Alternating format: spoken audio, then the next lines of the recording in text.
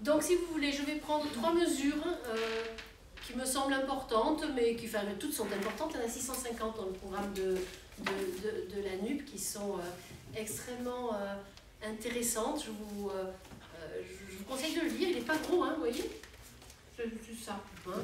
Donc je vous promets, ça se lit très bien et ça donne et ça donne la pêche. Si je veux parler d'écologie, il y a dans ce programme-là, il y a une mesure qui me tient principalement à cœur, c'est d'inscrire dans la Constitution le principe de non-régression. C'est au moins le minimum, et si on le met dans la Constitution, ça s'imposera à tous. Donc je vous ai parlé un peu d'écologie, on reviendra hein, dessus. Je vous parlais de démocratie.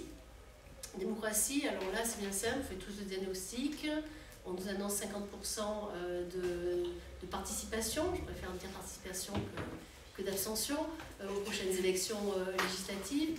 Et ça veut dire quoi? Ça veut dire simplement qu'il y a 50% des gens qui ne sont pas représentés. C'est simple, net, précis. Quand on parle des jeunes, c'est encore pire. Pour les départementales et les régionales, c'est 80% des moins de 34 ans qui n'ont pas voté. Donc ça veut dire qu'il y a 80% des gens de moins de 34 ans qui ne sont pas représentés ni au département ni à la région. Donc ça, on est tous d'accord pour dire que ça ne marche plus, c'est plus possible.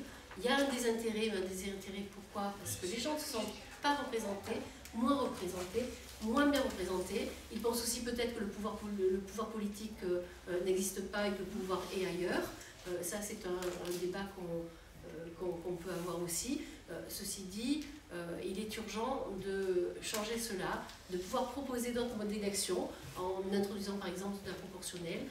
Mais en tout cas, on parle beaucoup de 6e République aussi, d'avoir une autre constitution, une autre République.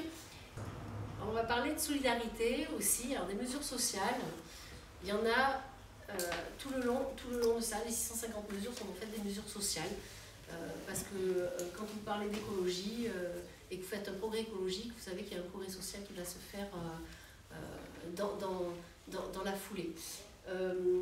Peut-être on peut parler justement d'une mesure écologique qui soit aussi extrêmement sociale, c'est la rénovation, la réelle rénovation thermique des bâtiments et des logements pour tous, et en particulier pour les plus précaires, avec une obligation et une nécessité pour les propriétaires de faire des travaux nécessaires et globaux pour interdire en fait que soient louées des passoires thermiques qui sont évidemment les logements qui sont donnés et dévolus aux plus précaires et aux plus pauvres d'entre nous, et qui non seulement sont une aberration écologique, mais aussi une aberration sociale, puisqu'il y a après les dépenses d'énergie. Quand on connaît le coût de l'énergie et de l'inflation qu'il y a sur les énergies en ce moment, c'est juste pas entendable, pas possible et pas défendable.